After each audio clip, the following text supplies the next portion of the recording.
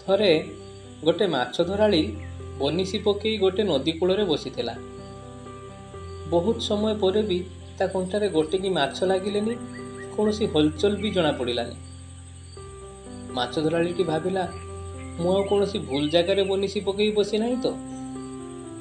सी टिके उठी पानी की अनै देखिला तो ता कंठा पाखरे तो बहुत माछ थिले। सी आश्चर्य होला, एते माछ थाई भी ता कंठारे कौन सी माछ पड़ुना कहीं। गोटे बाटोईटे से बाट दे जाउथिला। सी माछ धराली को देखी कहिला, जना पड़ुछि एठिकी बहुत दिन पर माछ धरिबा को आसिछ। एबे नदीर माछ आउ से कंटारे फसु नाहांती। माछ धराली आश्चर्य होई पचारिला, काहेकि एठी कोन एमिति अछि कि? बाटोईटी कहिला, किछि दिन पूर्वरु एई नदी कूଳରେ जणे सन्थ रहुथिले। सी एठी मौन रहिबार महात्म्य उपरे प्रवचन देउथिले।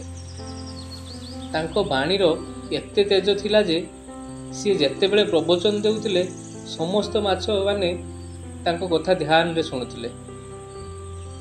एहा सेही सन्थंकर प्रवचनर प्रभाव। तापर जो भी माछ धराली तांको धरिया पई कंटा पकाउछंती सेमाने मौन धारण करिनेउछंती। जेतेबेले माछ मुह न खोलिबो से कंटारे फसिबो केमिति? सेथिपाई भल हेबो तमे अन्य कोनोसी जगार जाई कंटा पकाओ।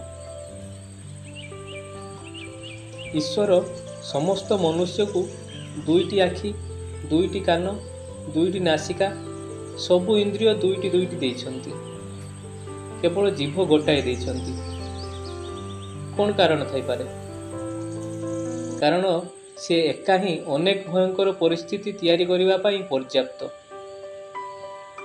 सन्थ केते बढ़िया कथा कहले, जेबे मुह ही न खोलिबो तो फसिबो केमिति? जदि इंद्रियंको उपरे काबू पाइबा को चाहुछो ताहले प्रथमे जीभ उपरे काबू पाइबार अभ्यास करो। बाकी सबु इंद्रिय निजे निजे नियंत्रण रे रहिबे। ए कथा को आमे माने मध्य आम जीवन रे अभ्यास करिबा दरकार।